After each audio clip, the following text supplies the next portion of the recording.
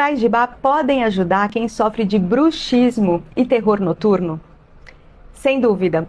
Inclusive, o floral de Bach Rock Rose, ele é ótimo para essas situações. Principalmente para as crianças que sofrem de terror noturno, que acordam no meio da noite com medo, vão para a cama dos pais.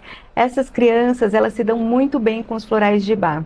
Aliás, crianças e idosos, os florais, eles trabalham de uma forma muito mais rápida do que nos adultos.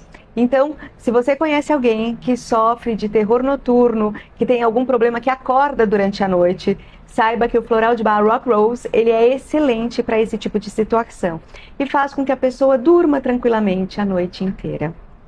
Se você quiser mais alguma explicação para maiores informações, entre em contato pelo link da bio.